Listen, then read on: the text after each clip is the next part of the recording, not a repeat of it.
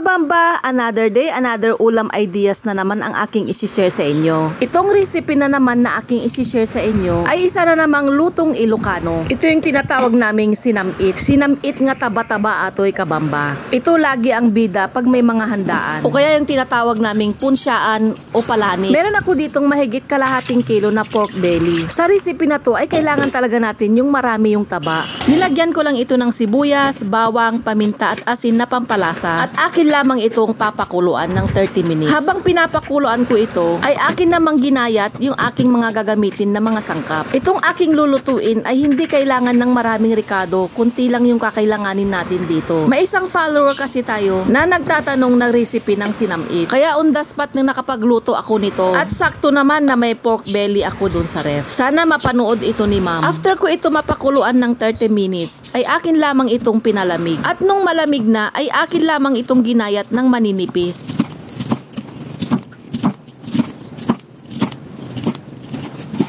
Atin naman na itong iluto kabamba. Dito sa aking kawali ay naglagay lang ako dito ng kunting mantika. Talagang kunti lang yung ilalagay natin dito dahil maglalabas naman ng sariling mantika yung taba-taba ng baboy. Habang ginigisa ito, ginisa ko lang pala dito yung ating bawang, sibuyas. After ko naman ito maigisa, ay sinunod ko namang nilagay yung aking ginayat na karne. Paalala lang po ha, sa mga matataas ang blood pressure, pwede nyo lang po itong tikman o kaya iwasan na lang po. At huwag nyo pong kalimutan na uminom ng inyong maintenance. Bawal din pala ito kainin sa mga matataas ang kolesterol.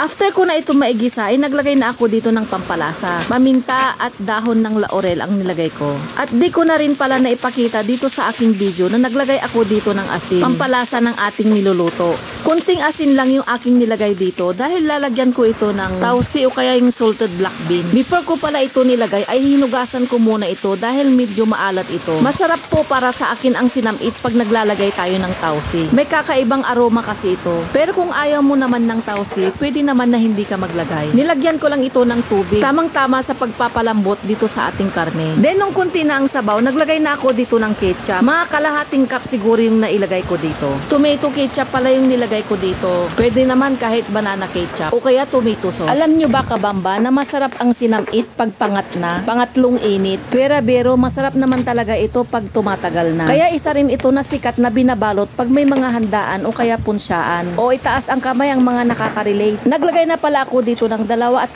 kutsara na brown sugar. Dark brown sugar pala yung ginamit ko dito para ma-achieve ko yung magandang kulay ng ating sinamit. Nilagyan ko na rin pala ito ng suka. Sukang tubo yung nilagay ko. Para talagang ma-preserve natin itong sinamit at di madaling mapanis. Ganito lang kadali lutuin itong sinamit na recipe naming mga Ilocano. Kaya kung isa ito sa mga na mismong pagkain, ay suggest na magluto ka na. Paki-like at share naman itong video na to para maraming makapanood. At i-follow mo na rin ang Bamba's Kitchen pag di ka pa nakapag-follow. Ihanda na ang isang kalderong kanin at sabay-sabay na tayong kakain. Thank you for watching kabamba! See you sa aking next cooking vlog!